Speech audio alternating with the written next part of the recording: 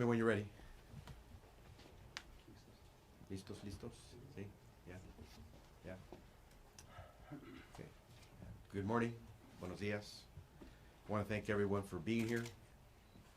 I have with me John Marshall, the Assistant Chief of the Division of Law Enforcement here at the Department of Justice. I want to thank him and his team for the work that was done on the case that we're getting ready to announce. Let me actually begin by mentioning the people who have been important here at the Department of Justice in making sure that we could make today's announcement. I mentioned Assistant Chief Marsh, Luis Lopez, who is the Assistant Director, also within the Division of Law Enforcement, Troy Holmes, a Special Agent within the Division of Law Enforcement, Andy Alvarado, a Special Agent Supervisor.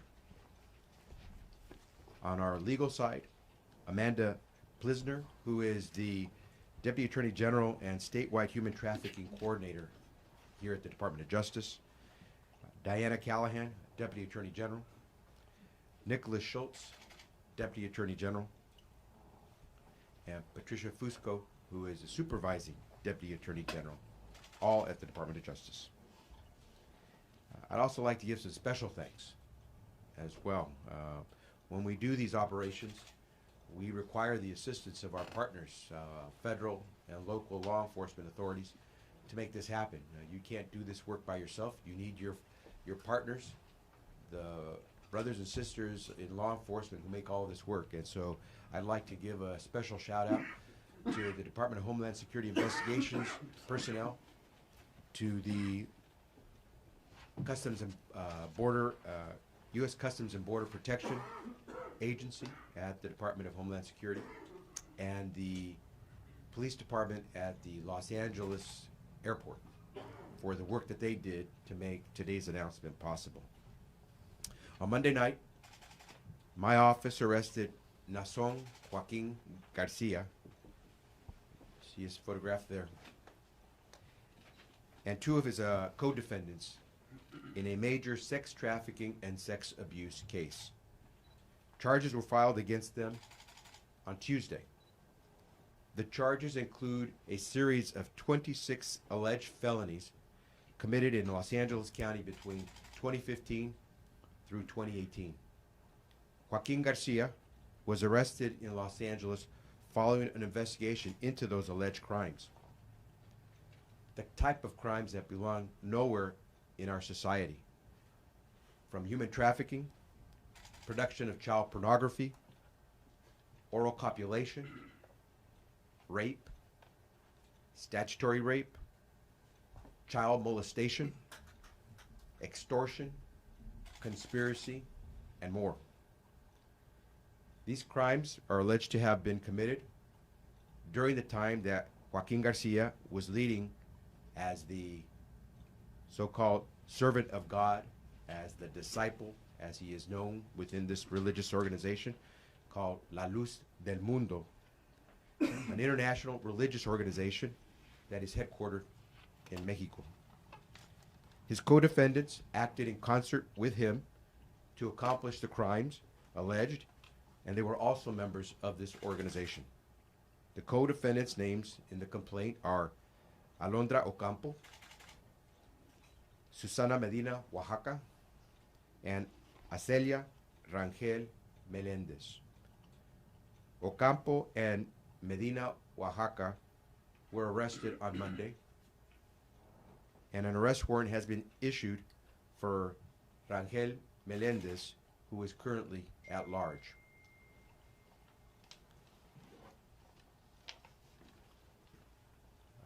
I want to make an admonition here that please recognize that charges are at this point only allegations. These defendants, these four defendants, are presumed innocent unless and until proven guilty. But make no mistake, we are going to act vigorously to prosecute these individuals and bring this case to a close. Why are we going to do that? Right now, California is the center of human trafficking. We have the highest number of human trafficking cases reported in the country. there were more than 1,300 cases reported here in California in 2017 alone. And we know that there are far more than those that are reported. And that's why this case is so important. Human trafficking is among the fastest growing crimes and criminal enterprises in the world, and it is estimated to bring in some $150 billion around the world every year. This is going on in our state much more than we can prosecute it. We need to make it a priority, and here at the California Department of Justice, we do. We helped bring down the world's largest online brothel, the former Backpage.com, and we convicted its CEO. I testified back in 2017 before the U.S. Senate to push for the passage of the federal Stop Enabling Sex Traffickers Act, which became law in 2018.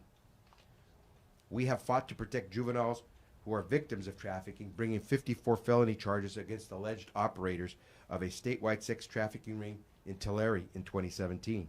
And in 2018, we charged operators of an organization called Rainbow Bright in the Bay Area with 59 criminal counts for alleged human trafficking, among other violations. Human trafficking changes lives. It kills.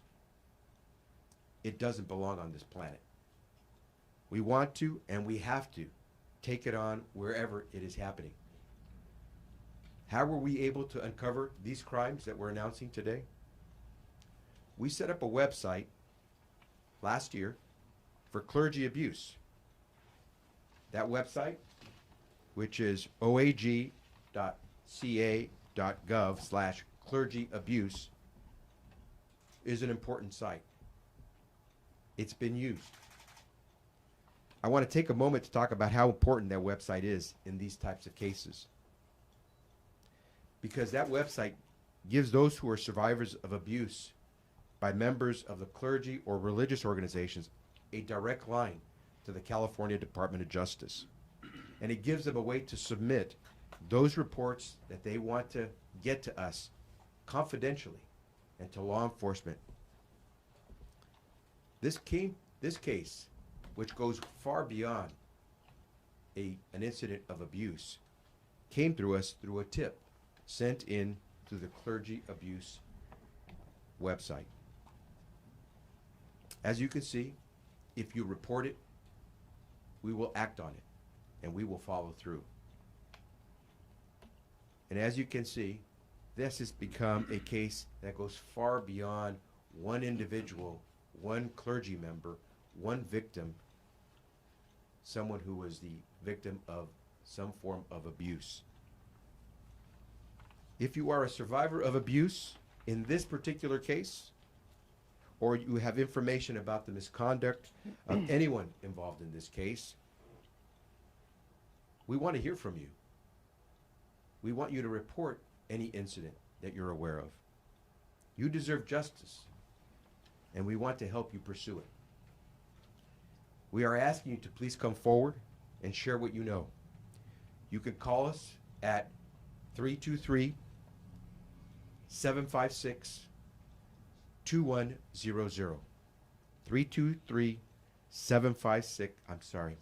765.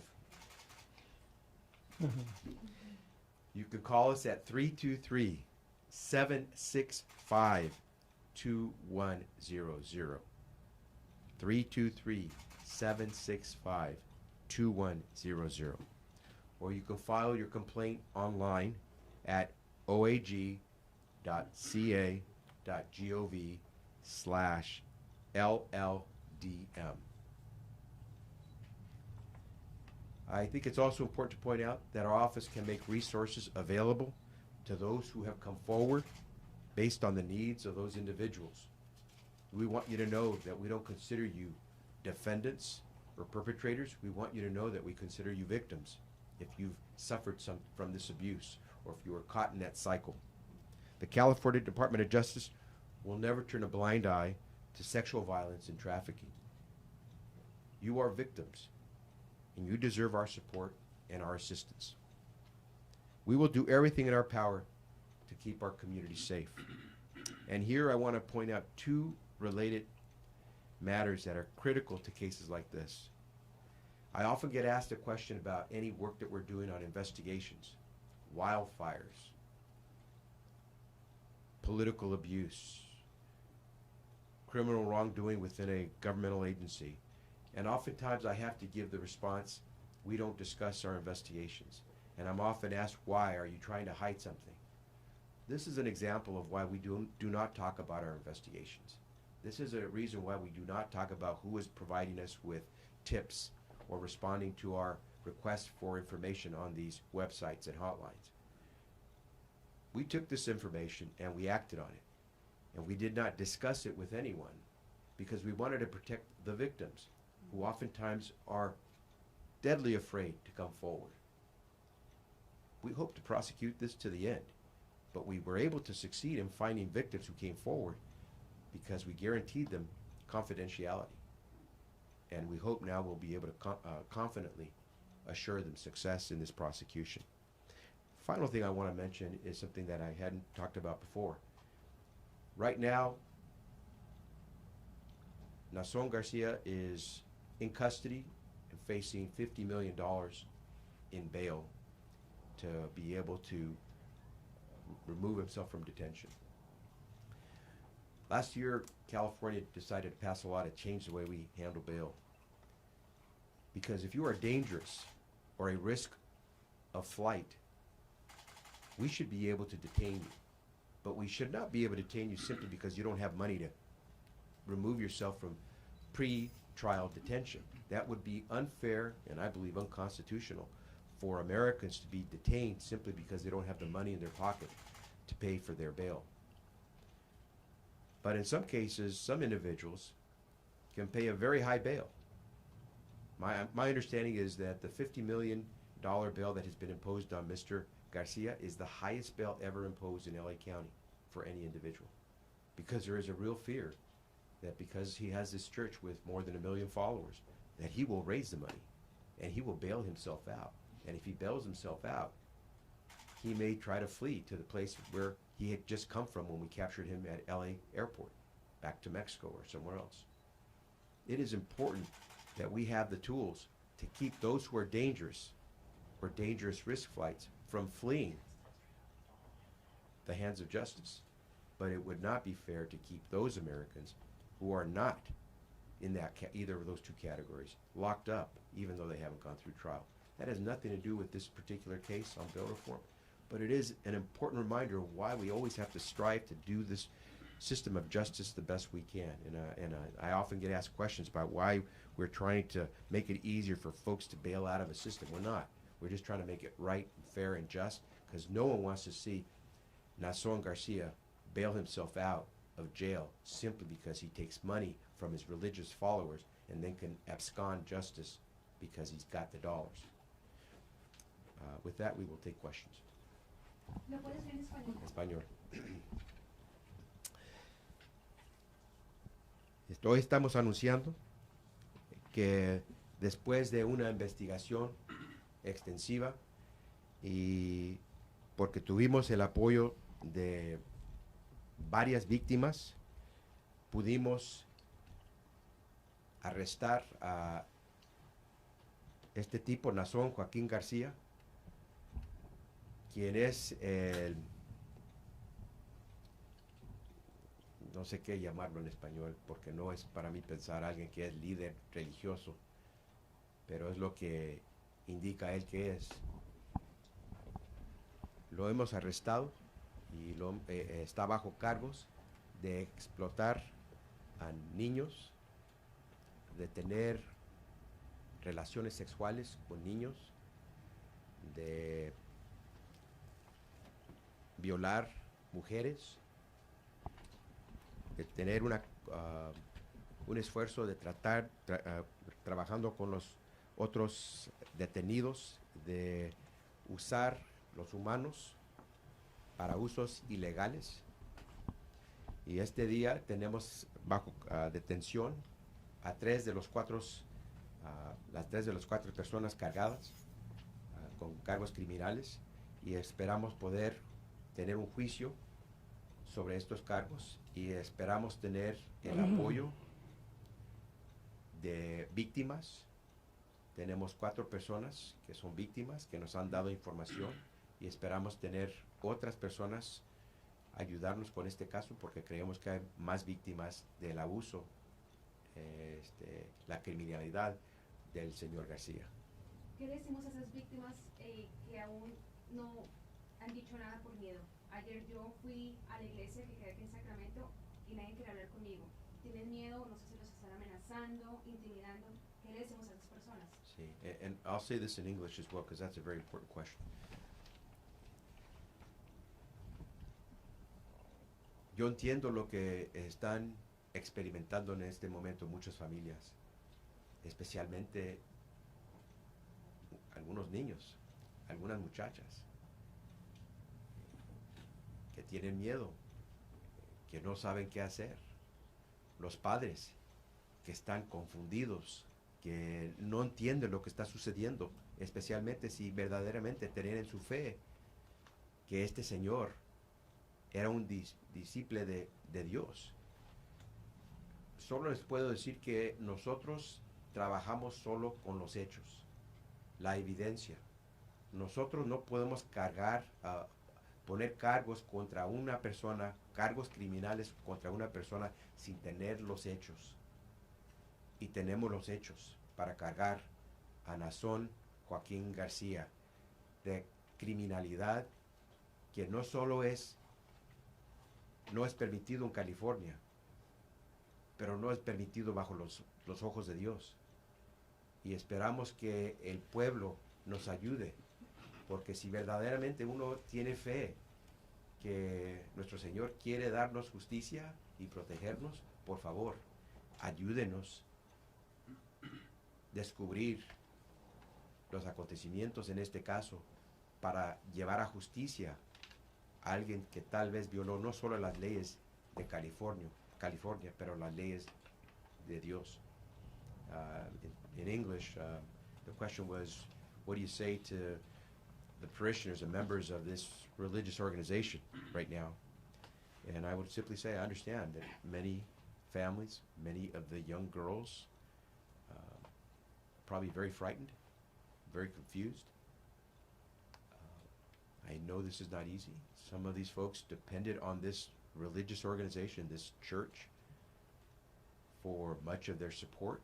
Many of these folks are not well versed in American society, are not totally fluent, and depend quite a bit on what this organization provided to them. So I can understand the concern. I would simply say to them that no law of California, no law of humankind, and certainly no law of God would permit to occur what naasón Joaquín García is alleged to have committed in this case against young girls and others. And so we hope they will come forward. We will treat them with respect. We will give them the confidentiality and the services that they require, and we'll do everything in our power to let them know that we want them to be able to have justice as we move forward in this case, and so that they can feel comfortable moving forward in their lives. Si una víctima no tiene papeles, por ejemplo, tiene miedo de hablar con las autoridades. Aquí en California, si uno es víctima de un crimen, usted tiene el derecho de salir, hablar de su caso y saber que en California nosotros no somos los que vamos a tratar de hacer algo de deportar a una persona así. Y también al mismo tiempo, bajo las leyes federales, si uno es testigo en un caso criminal, en un caso judicial, usted tiene el derecho de pedir permiso de quedarse aquí en el país, a lo menos durante la estancia del caso, y tal vez recibir una estancia más permanente por el hecho de haber sido una víctima y un testigo de un crimen. Señor Becerra, un par de preguntas. I'll try to repeat some of these in English. ¿Qué nos puede decir sobre el paradero de Azalea Rangel? ¿Puede hablarnos sobre cuántas víctimas han hecho la acusación en contra de estas personas y cuándo van a estar en corte nuevamente? Déjame decirles lo que les puedo decir en este momento del caso. Tenemos 4 personas bajo cargos. La investigación sigue adelante. Estamos colectando evidencia. En este momento, 3 de las personas bajo cargos están detenidos. Estamos buscando a Rangel Meléndez. Si alguien tiene información sobre dónde se puede encontrar la señorita Rangel Meléndez, por favor, les pedimos esa información. Y los cargos son similares en muchos casos de los cargos que hemos lanzado contra naasón Joaquín García. ¿Y dónde creen que está? Eso no lo puedo decir. Y él fue arrestado en el aeropuerto, o sea, tiene visa para entrar a los Estados Unidos. Yes, he was arrested at the airport. Yo sé que lo dijiste en inglés, pero en español para nosotros, ¿cómo es que ustedes comenzaron la investigación? ¿En español? Sí, por favor. Esta investigación empezó porque lanzamos un sitio del internet, website, donde personas que tenían información sobre casos de abuso sexual contra personas en organizaciones religiosas, sacerdotes, etc., podían reportar estos incidentes con la confianza de saber que iba a ser información privada que se comunicaba. Y bajo esa website recibimos información que por medio de esta investigación pudimos determinar que era creíble, que había información, evidencia que podía comprobar la criminalidad de naasón Joaquín García y varios miembros de su organización religiosa. Por medio de ese website hemos colectado información que ha brindado personas de California sobre casos de abuso. ¿Nos podría decir si García tiene residencia permanente en los Estados Unidos? ¿Es una visa lo que tiene él? ¿Cuál es su estado? Te tendría que proveer esa información, no estoy seguro. Pero iba entrando bajo visa, creo. Okay. Pero no quiero ser incorrecto. Do we know if he was coming in under a visa, Garcia, when he came in? We'll have to find that out. Attorney General, Yes. Can you talk about what was it that came up through the warrants that prompted the increase in bail, and also can you talk a little bit about how these victims were trafficked? Were these people from Los Angeles? Are the victims from California, from Mexico, from elsewhere? So we have a great apprehension that Mr. Garcia will raise the money to get a bond to bail himself out. And we have provided with the court information to back up that credible fear we have that he could bail himself out. The bail, you should know, started at $25 million. It was increased to $50 million. That's what I mean. Was there anything in particular that came out through the warrants that led to? Again, there is information that we have provided the court. The court has to base its bail determinations on information it's getting, credible information. We believe that we have provided very credible information to substantiate our concern that he would try to flee, not just California, but the U.S. if he were to bail himself out. The other question was? As to the victims, how were they trafficked? Are they from Los Angeles, from Mexico, from elsewhere? This is a case where the 4 victims are from LA County, in the LA County area. They were essentially part of the organization. They were parishioners, if you wish to call them that. This is a pretty large organization. I hesitate to call it a church, a mega church, and it has a lot of followers. And these are, some people would probably call this a case of brainwashing or where these families are influenced. But we have victims where we have solid evidence of activity that amounts to the crimes that I indicated. And we're hoping that others will come forward as well. And if I may, one more. The defense said yesterday that this is a case closer to what they would call statutory rape, that these were victims who were teens, he wasn't a stranger to them. What's your response to that? He's sick. I don't care what he calls it. He committed crimes. We're going to prove it. You don't do that to children. You don't do that to adults. You can't hide behind some religious veil. You can't act like this is something that people do all the time. Sick. Sí. Hasta ahorita se sabe cuántas víctimas hay y estas víctimas, bueno, vaya, básicamente lo que acaba de responder, de dónde son a la mayoría de estas víctimas.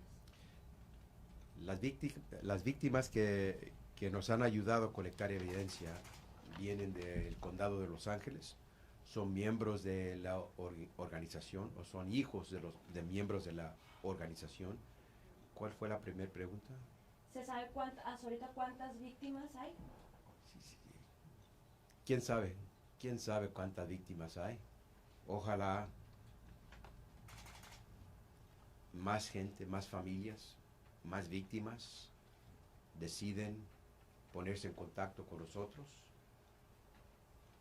No sabemos, pero esperamos que cualquier persona que tiene información se pone en contacto con nosotros para poder avanzar este caso. Señor Becerra, usted señaló algo muy importante que me gustaría que lo mencionara también, sobre el hecho que él, siendo un líder religioso, aprovecha su puesto como líder religioso para aprovecharse de estas personas que son menores de edad. Y usted comentó al respecto.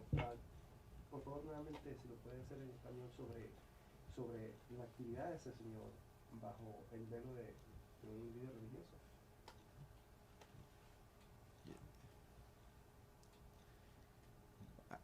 Hay mucha gente que depende mucho en su iglesia, su religión, porque a veces no tienen mucho más, ¿verdad? Trabajan bien duro, pero no son ricos, no son personas de influencia y buscan salvación, ayuda de lo que no se puede ver, de Dios, de ese poder espiritual. Cuando hay alguien que abusa de esa fe, de esa devoción,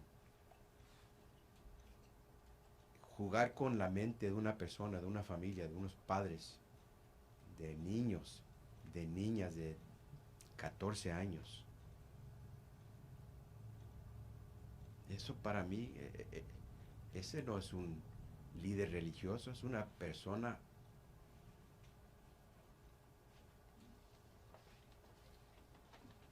how do you say sick in Spanish? Enfermo. Pero más que enfermo, esto no es ser enfermo, esto es demented. ¿Cómo se dice? Demente. Dementado. Demente. Es persona demente, para mí pensar. Yo no sé, yo tengo 3 hijas. Yo no sé cómo alguien puede creer que yo como padre quisiera ver que mi hija estuviera en una situación donde alguien se puede aprovechar de cualquiera de ellas. Demente. ¿Cómo más se puede explicar algo como esto? Y por favor, si usted es parte de esta iglesia, de esta religión, y sabe de casos donde no lo creía, pensaba que no era así, o pensaba que tal vez era algo necesario para poder avanzar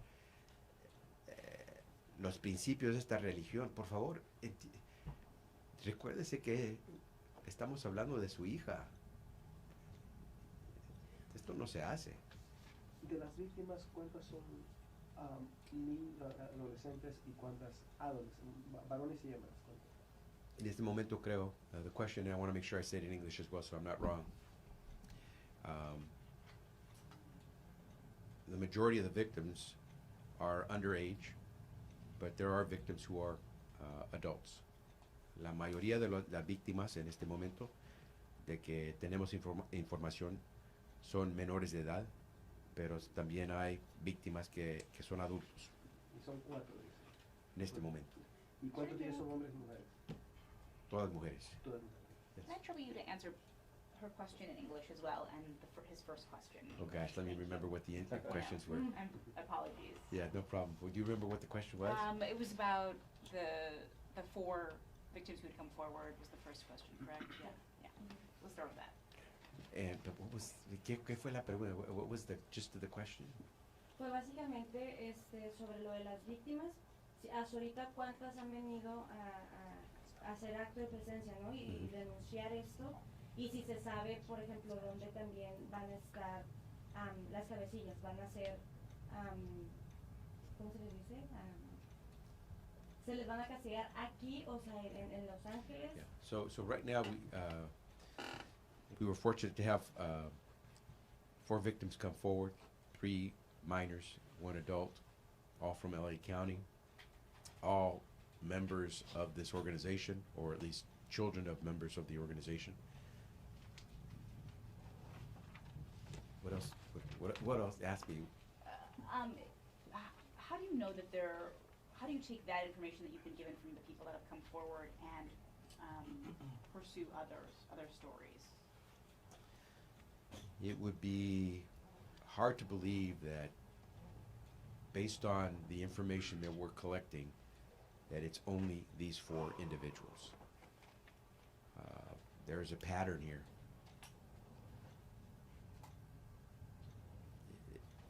As I said, it's sick, and it's hard to believe it was just these 4. Did I understand correctly, though, that it's unclear how many victims there may be? You probably, maybe we don't understand how tough it is to come forward in a case like this if you're a victim, especially if you're a young girl and you're not on your own. You don't call the shots. You don't get to decide where you go once you come out and identify this stuff. It's we're hoping folks will come forward, and we worked this case as confidentially as we could, so we would give victims a chance to believe that they could come forward. But here's the difficult part about this. This is just one case. We know this is going on. I wish California would focus more on human trafficking, whether it's sex or labor trafficking. It's going on a lot, and it's not going on with just young girls who are imported from other countries and sold for sex. It's going on with our own kids. Most of the girl, and they're mostly girls, but there are boys as well, most of them underage. Most of these kids who are victims of sex trafficking are American citizens. They are born and raised here. The case I mentioned, where we caught this ring based out of Tulare, they were taking mostly young girls out of the Central Valley, and they were shopping them in L.A., San Francisco, Las Vegas, and I mean it's going on, and I hope that we wake up. I wish I had more resources, because we could do more of these cases, but it's tough. Is all the people that are in custody right now, the bail for each one of them is $50 million, No. or just for No. Joaquin? For For the other two? naasón, Joaquín García, it is $50 million. It is substantial for all of them, but it is highest for him. Alondra Ocampo has a high bail number. I forget the number. How much? 25 million. Okay. And I believe Medina, Oaxaca is about 5 million. Okay, and they'll be in court on Monday again in Los Angeles. We're hoping to arraign them on Monday. Okay, thank you all very much. Again, any help that you can provide, please, any tips. We're searching for those tips. Thank you all very much. Muchas gracias.